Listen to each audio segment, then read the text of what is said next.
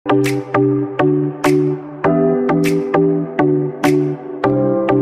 रहेगा management of working capital. Working capital का management. तो सबसे पहले आपको ये पता होना चाहिए वर्किंग कैपिटल कैसे आती है। करंट असेट्स में से करंट लायबिलिटी घटा दीजिएगा तो वर्किंग कैपिटल आ जाएगी। क्या होता है वर्किंग कैपिटल? व्यवसाय को चालू रखने के लिए रोजमर्रा के जो खर्चे होते हैं उनको अपन वर्किंग कैपिटल में लेंगे। संस्था में अगर वर्किंग कैपिटल नहीं होगी तो संस्था रोज के कार्य कर नहीं पाएगी। तो वर्किंग कैपिटल रखना भी जरूरी है, लेकिन संस्था ज़्यादा वर्किंग कैपिटल रखेगी तो भी संस्था को प्रॉब्लम रहेगी, और संस्था अगर कम रखती है तो भी आपको प्रॉब्लम रहेगी। अपन इसके आज मेथड पढ़ेंगे। पहले मेथड पढ़ेंगे, उसके बाद डिस्कशन करेंगे वर्किंग कैपिटल में किसको कम करना है, क्या करना है, कौन सा अमाउंट ज़्यादा होता है, कौन सा कम होता है, तो क्या प्रॉब्लम होती है। तो इसमें अपन पहला मेथड पढ़ रहे हैं। 1 नंबर लगा के लिखिएगा, शुद्ध चालू संपत्ति पूर्वानुमान विधि। शुद्ध चालू संपत्ति पूर्वानुमान विधि मतलब इसमें शुद्ध चालू संपत्ति पूर्वानुमान विधि में पहले चालू संपत्तियों का पूर्वानुमान लगाया जाएगा। मतलब ये अनुमानित होगा, स्टैंडर्ड होगा, एस्टिमेटेड होगा, अनुमान आप लगाएंगे।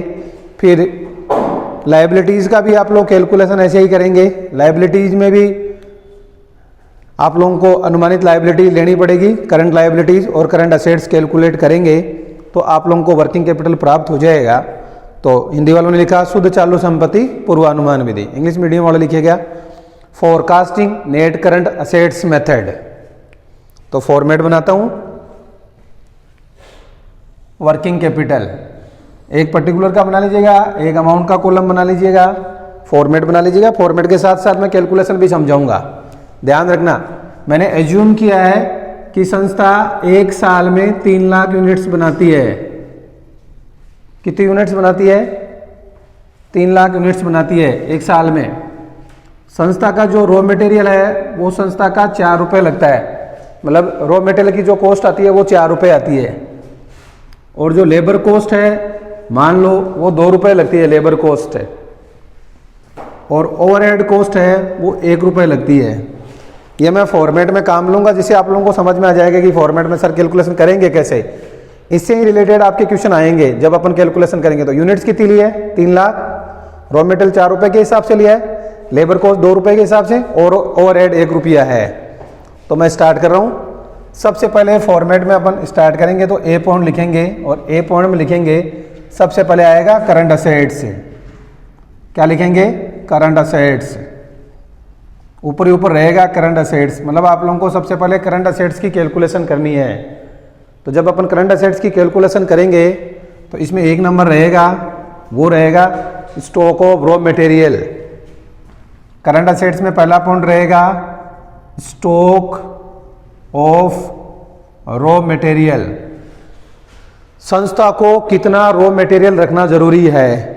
अब इसमें है ना 1 महीने का रॉ मटेरियल संस्था रखती है, 2 महीने का रॉ मटेरियल रखती है, 3 महीने का रखती है, 5 वीक का रखती है, 10 वीक का। वो क्वेश्चन आप लोगों को बताएगा। तो जैसे मान लो क्वेश्चन में यहाँ मंथ आएंगे, 4 मंथ, 4 वीक। तो मान लेते हैं मैंने आप लोगों को माना है कि संस्था 2 महीने का रॉ मटेरियल लगती है। कितने महीने का? 2 मंथ का रॉ मटेरियल रखेगी। 2 महीने के बराबर संस्था को रॉ मटेरियल रखना है। अगर संस्था 2 महीने का रॉ मटेरियल लगती है तो उसके लिए कितने पैसे की जरूरत पड़ेगी, तो वो अपन यहाँ कैलकुलेट करेंगे। ध्यान देना, रॉ मटेरियल में केवल रॉ मटेरियल आएगा। बताइए यूनिट्स कितनी ली थी? 3 लाख ली थी, तो 3 लाख यूनिट्स आपके पास रह जाएगी। रॉ मटेरियल कितने रुपए था? 4 रुपये था। आपको कितने महीने का कैलकुलेट करना है? 2 महीने का कैलकुलेट करना है। तो ध्यान देना, यूनिट्स आपके पास 3 लाख ली संस्था ने, रॉ मटेरियल कितने रुपए लगाया? 4 रुपये। इसका मतलब संस्था को पूरे साल में 12 लाख रुपए का रॉ मटेरियल चाहिए, लेकिन संस्था वर्किंग कैपिटल के लिए कितना चाहिए है? केवल 2 महीने का। तो 2 महीने का कैसे कैलकुलेशन करेंगे? 2/12 हो जाएगा। तो ये जो कैलकुलेशन थी 3 लाख यूनिट्स, वो 1 साल की यूनिट्स थी। 4 से मल्टीप्लाई किया तो 12 महीने का रॉ मटेरियल आ गया। अब आपको कितने महीने का चाहिए? 2 महीने का। तो 2 से तो मल्टीप्लाई कर देंगे और 12 से डिवाइड कर देंगे, तो ये कैलकुलेशन आपके पास रह जाएगी। तो ये रॉ मटेरियल आ जाएगा लगभग 1,50,000। आप फॉर्मेट में अमाउंट मत लिखिएगा, मैंने समझाने के लिए लिखा है। तो स्टॉक ऑफ रॉ मटेरियल में केवल रॉ मटेरियल आता है। फिर आगे वाला पॉइंट रहेगा वो रहेगा stock of WIP। Stock of WIP, stock of WIP का मतलब संस्था को वर्क इन प्रोग्रेस में कितना स्टॉक रखना पड़ेगा। इसमें भी क्वेश्चन आप लोगों को बताएगा कि 1 महीने का स्टॉक रखना है, 2 महीने का रखना है, 4 महीने का WIP रखना है, 5 महीने का रखना है, वीक के अनुसार करना है, तो वो भी बताएंगे। तो जैसे मान लेते हैं संस्था ने यहाँ लिखा है फॉर 1 मंथ, मतलब संस्था 1 महीने के बराबर WIP रखती है। 1 महीने का कम से कम वर्क इन प्रोग्रेस रहेगा। जब आप वर्क इन प्रोग्रेस कैलकुलेट कर रहे होते ना, तो आपको यह ध्यान में रखना होता है कि वर्क इन प्रोग्रेस में एक तो रॉ मटेरियल लगता है, एक लेबर लगता है, एक ओवरहेड लगता है। बताइए, अगर आपका जो भी माल चल रहा है, गुड्स आपके पास बन रहा है, उसमें मटेरियल डालना पड़ेगा, उसमें लेबर भी लगेगा, उसमें ओवरहेड लगेगा, तभी तो वो वर्क इन प्रोग्रेस में आएगा। तो वर्क इन प्रोग्रेस में 3 चीज़ें आएगी। पहला आएगा रॉ मटेरियल, दूसरा कैलकुलेशन आएगा लेबर का, और तीसरा कैलकुलेशन आप करेंगे ओवरहेड का। तो रॉ मटेरियल कैसे कैलकुलेट करेंगे, ध्यान देना। यहाँ रॉ मटेरियल में यूनिट्स लेंगे पहले 3 लाख, तो 3 लाख यूनिट्स ले ली। आप यूनिट्स मत लिखिएगा, आप केवल फॉर्मेट में ये लिखिएगा। यूनिट्स कितनी थी? 3 लाख। मैंने एज्यूम किया था, ये क्वेश्चन में बताएगा आप लोगों को कि 3 लाख यूनिट्स थी। रॉ मटेरियल कितने रुपए था? 4 रुपए, तो 4 से मल्टीप्लाई कर दिया तो 12 लाख रुपए का मटेरियल आया। तो ये तो आपके पास ध्यान में रखना है कि जो हम कैलकुलेशन कर रहे हैं, आपको ये ध्यान में रखना है कि ये जो रॉ मटेरियल था वो 12 महीने का था। आपको कितने महीने का चाहिए? 1 मंथ का चाहिए, तो 1 मंथ का कैलकुलेट कर दीजिएगा। अगर आपके पास यहाँ क्वेश्चन में 1 मंथ की जगह वीक हो जाते, तो 1 महीने में कितने वीक होते हैं? 4, तो यहाँ 4 लिख देंगे, तो ऊपर तो आ जाएगा 4, तो अपन मंथ को हटा देंगे। अगर वीक के अनुसार करना है तो वीक के अनुसार ऐसे हो जाएगा। मंथ में कितने वीक होते हैं? 4, और पूरे साल में कितने होते हैं? 52, तो 52 से डिवाइड कर देंगे। इस कैलकुलेशन में उस कैलकुलेशन में थोड़ा डिफरेंस जरूर आएगा, लेकिन वो क्वेश्चन तुम लोगों को बताएगा कि वीक के अनुसार करना है या मंथ के अनुसार करना है। तो अभी अपन मंथ के अनुसार समझ रहे हैं, तो ये मंथ के अनुसार आपका हो जाएगा। तो ये कैलकुलेशन आपके लिए कैलकुलेट हो जाएगी। तो ये भी रह गया। अब हम कैलकुलेशन करते हैं आगे। Third, labour. अब आया लेबर, तो लेबर कितने रुपए था? 2 रुपए। यूनिट्स कितनी थी? 3 लाख यूनिट्स थी, तो हमने 3 लाख यूनिट्स लिखी। रॉ मटेरियल कितना था? 2 रुपए के हिसाब से ले लिया। कितने महीने का कैलकुलेट करना था? 1 मंथ का कैलकुलेट करना था, तो हमने 1 मंथ का कैलकुलेट कर दिया। तो ये भी कैलकुलेशन आपको ध्यान में रखनी पड़ेगी।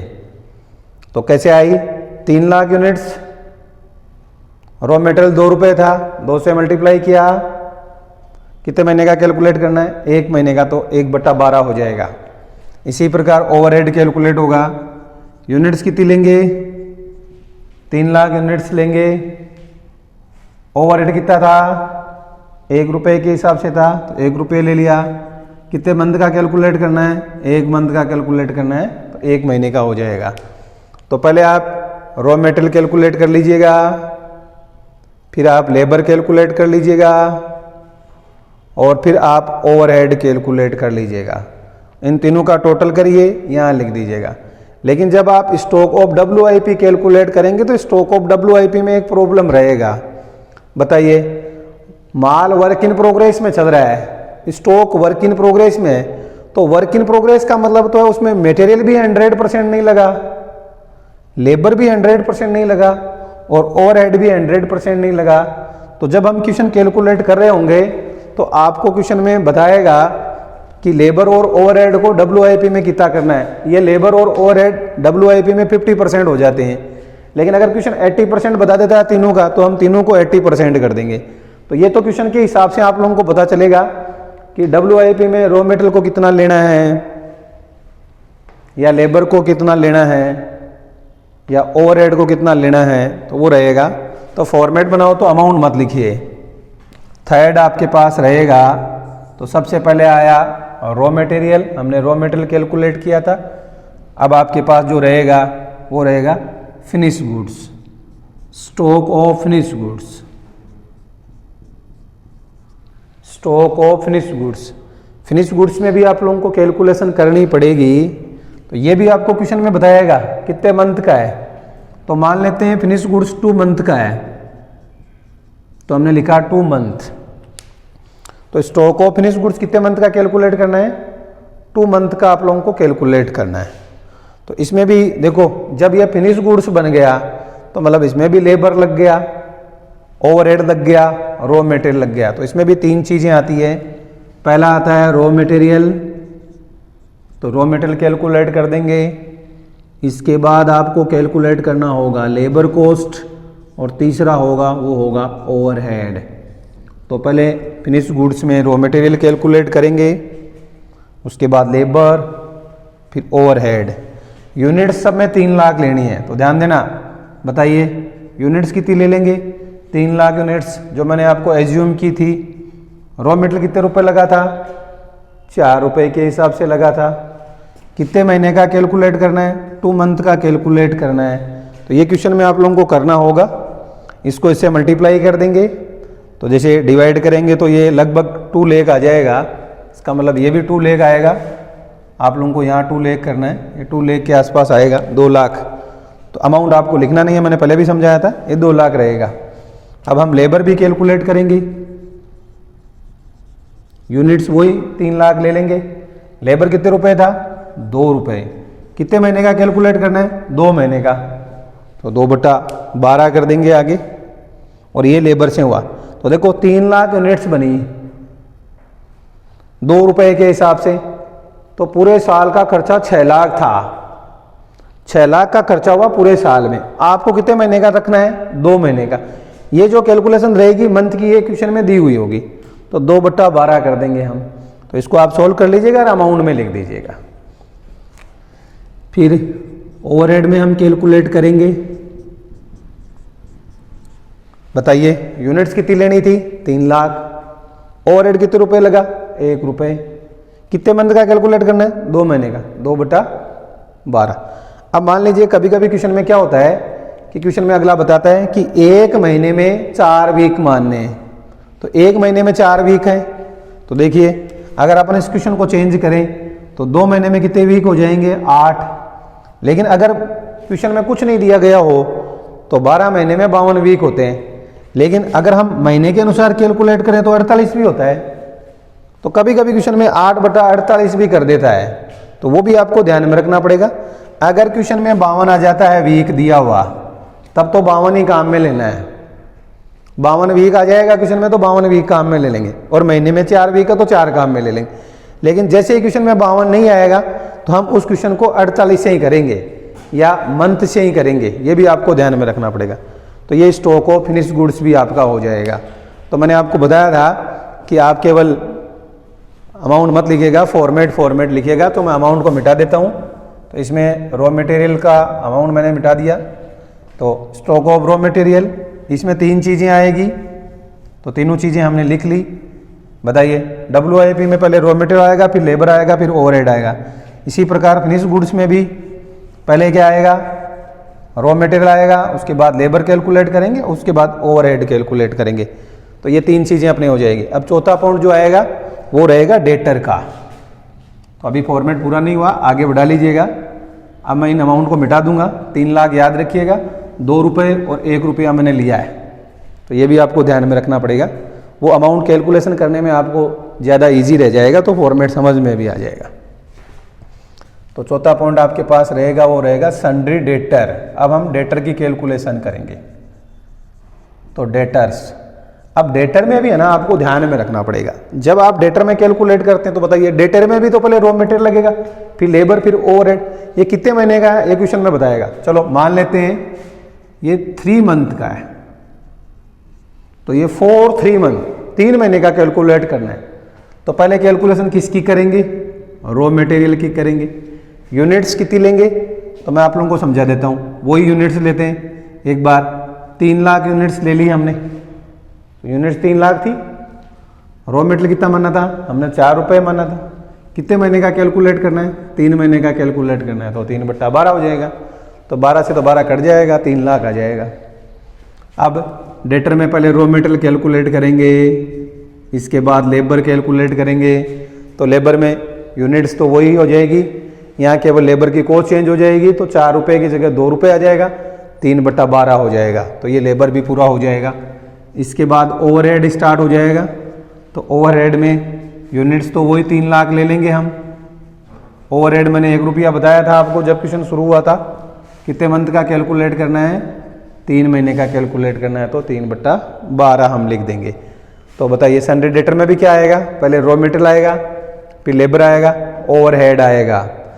एक और ध्यान रखना है, जब हम डेटर कैलकुलेट कर रहे होते हैं तो मैं आप लोगों को बताऊंगा कौन कौन से ओवरहेड कैलकुलेट लेने हैं, और जब फिनिश गुड्स आप लोग कैलकुलेट कर रहे हैं तो कौन कौन से ओवरहेड्स आएंगे, वो लास्ट में बताएंगे।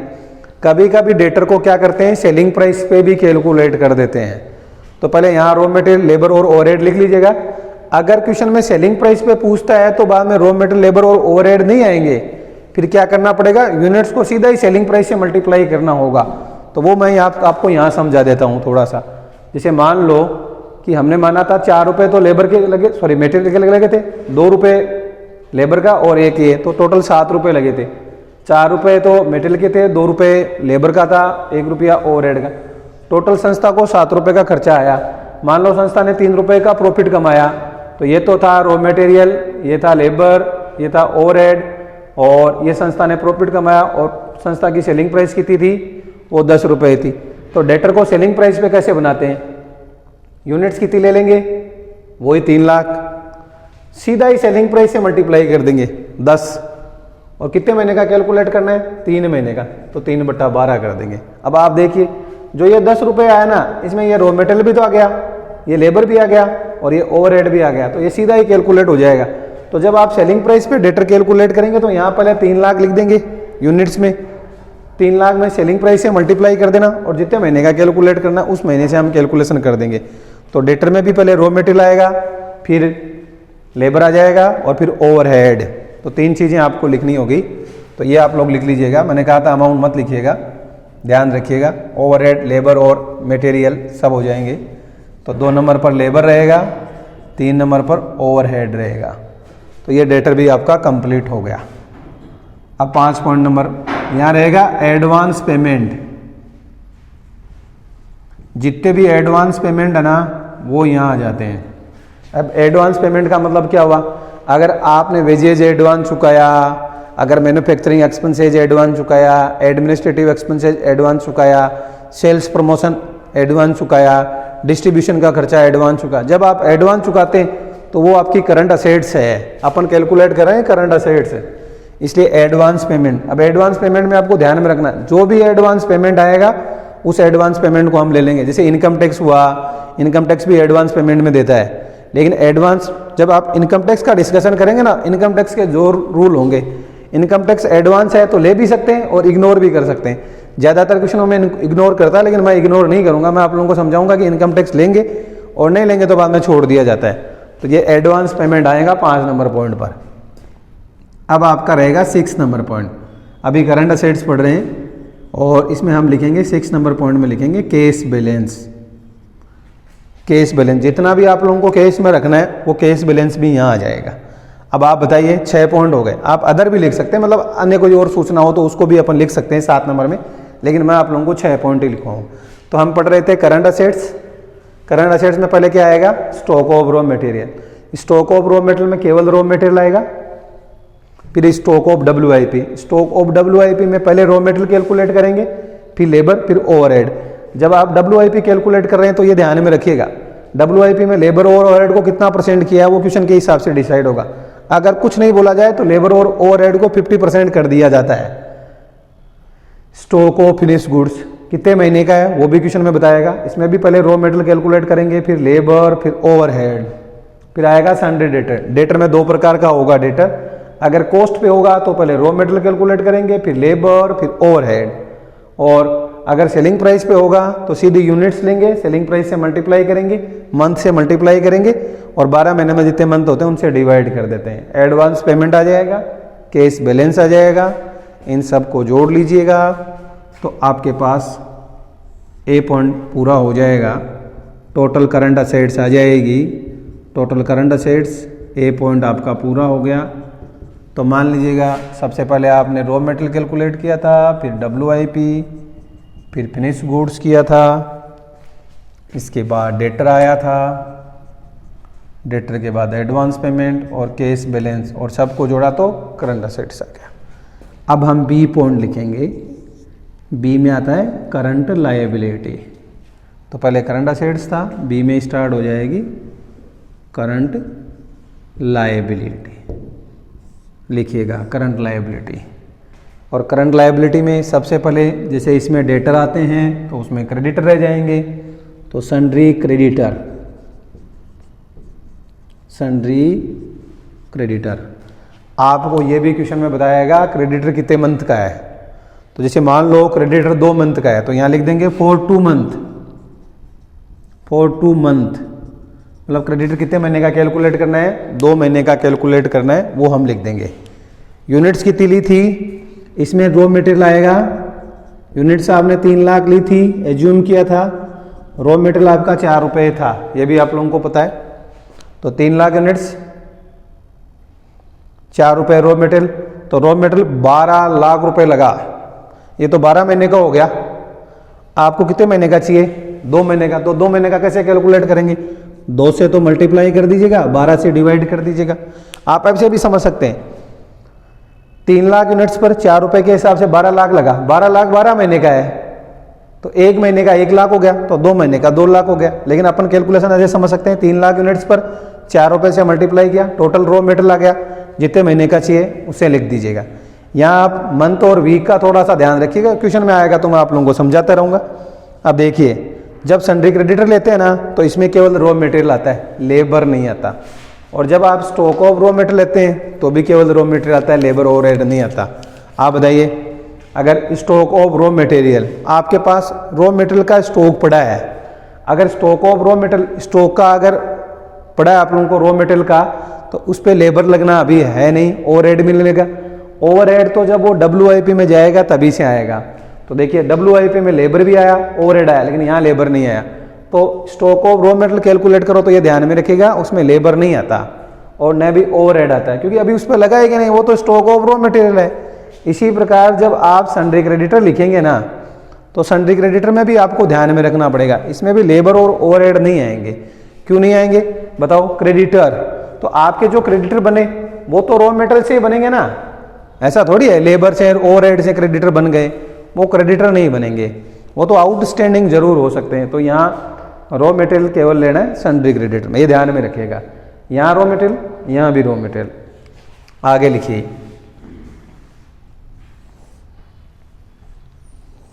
सेकेंड पॉइंट रहेगा लायबिलिटीज में लेग इन पेमेंट, बकाया, जितना भी लेग इन पेमेंट है, लेग इन पेमेंट।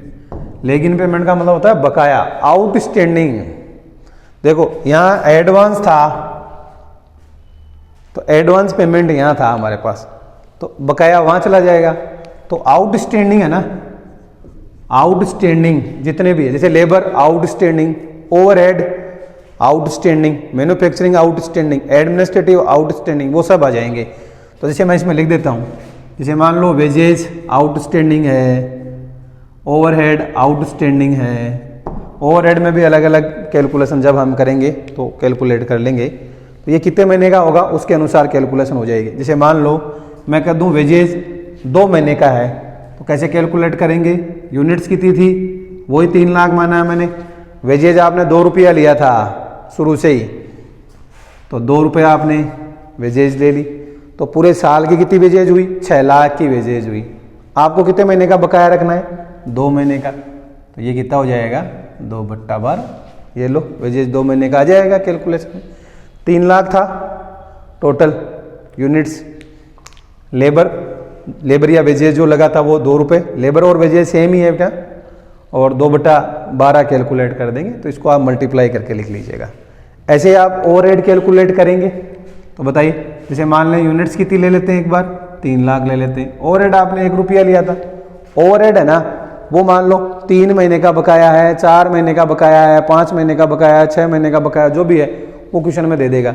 जैसे 4 महीने का बकाया हो तो यहाँ क्या लिख देंगे, 4/12 लिख देंगे, तो ये भी 1 लाख आ जाएगा। ये कितना आएगा, ये भी लगभग 1 लाख हो गया, ये भी 1 लाख रह गया, तो ये वेजेज हो जाएगा, तो लेग इन पेमेंट हो जाएगा। अब हम क्या करेंगे, सन्ड्री क्रेडिटर और लेग इन पेमेंट को जोड़ देंगे तो हमारे पास आ जाएगा टोटल लायबिलिटी। करंट लायबिलिटी हो गई, तो ये बी का टोटल हो गया, टोटल करंट लायबिलिटी, ये बी का टोटल हुआ।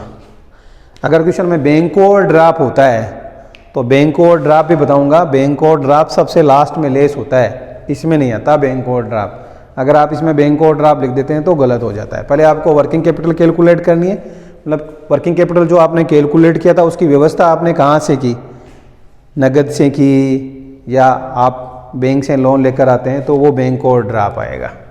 तो ये टोटल बी हो गया। तो ये क्रेडिटर थे, ये लेग इन पेमेंट था, दोनों को जोड़ा तो ये आ गया। अब आपको वर्किंग कैपिटल कैलकुलेट करनी है। वर्किंग कैपिटल मैंने आपको पहले भी समझाया था। वर्किंग कैपिटल शुरू में कैसे आया था, करंट असेट्स में से करंट लायबिलिटी लेस कर दीजिएगा, वर्किंग कैपिटल आ जाएगा। तो वर्किंग कैपिटल कैसे आएगा, ए माइनस बी। तो ए क्या था, टोटल करंट असेट्स, बी क्या था, total current liability. Current assets में से करंट लायबिलिटी जाता है, वर्किंग कैपिटल आ जाता है। अब हम इसमें ऐड करेंगे।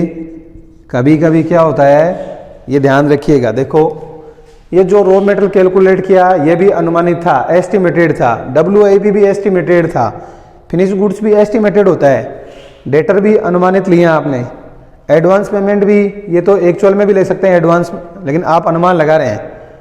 कैश बैलेंस ये सब आपने अनुमान लिए थे। जब अनुमानित लिए थे तो हो सकता है उसमें कुछ गलतियां रही हो, कुछ प्रॉब्लम रही हो, कुछ कम लिया हो, कुछ ज़्यादा लिया हो, तो उसके लिए प्रोविज़न भी बनाया जाता है। आकस्मिकताओं के लिए आयोजन, जो भी आकस्मिक घटना घटती है उसके लिए प्रोविज़न बनाते हैं। तो इसमें ऐड करते हैं, add provision for contingency. Contingency के लिए जो आपने आयोजन बनाया वो ऐड कर देंगे, प्रोविज़न फॉर कंटीजेंसी ऐड कर देंगे।